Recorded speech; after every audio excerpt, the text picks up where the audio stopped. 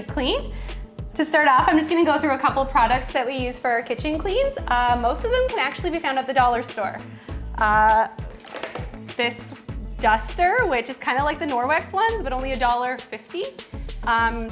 We use it for wiping off stainless, if it's just little scuff marks, dusting the kitchen. There's a couple times you'll see this come up today. The scrunges, which are nice and soft, they're safe for stove tops. They're not gonna scratch anything, and they also have the sponge on the back, which is perfect. Stainless steel cleaner, oven cleaner. We'll show you how to use that in a bit here.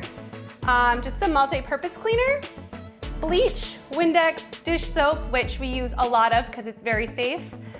Just some cloths, scrubbers if needed, Q-tips to get in those hard to reach places, magic erasers, scrub pads, and some Tide. And of course, we've got our gloves. Okay, so first we're gonna start spraying the oven so it can sit while we do the rest of the kitchen. I prefer this spray easy off as opposed to the aerosol. I feel like I don't really have control over it. So this one has just been the best option so far. I will also use this later to do the stovetop, but this stovetop isn't too bad, so it doesn't have to sit as long. So we're just gonna open it up and take anything out. Now before I start spraying, I'm just gonna put some paper towel under the door in case it drips. We don't wanna ruin the flooring. So I'm just gonna spray a good amount on the walls, the ground, the racks, the door, and then just kinda let it sit. It will kind of foam a bit. Be careful not to get any on the floor or the cabinets or the counter.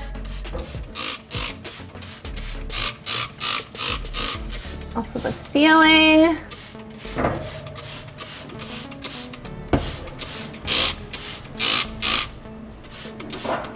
I sometimes would take the racks out and do them outside or in a laundry sink, but the laundry sink here isn't that big.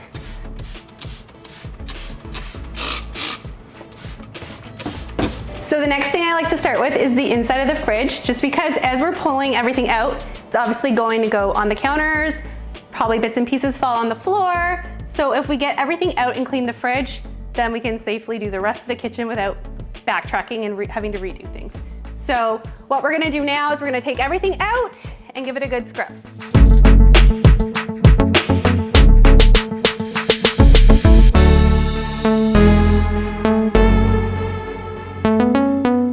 So we've put back some of the fridge already, just to kind of clear counter space, but as you can see, there's still like nooks and crannies. Not every piece of the fridge is going to come out, so that's where we get our scrubbers, and we really get in there deep with the Q-tips and all that. All these seals and stuff need to be wiped.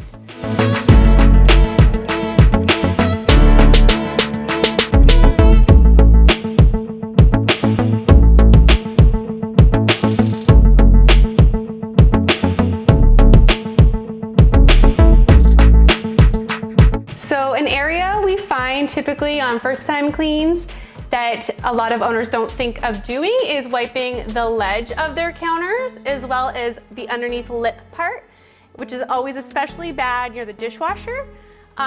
So right now we're gonna work on doing the counters, the backsplash area, the lips, and also underneath the cabinets where needed, because a lot of times stuff is flying up and the owners don't even know.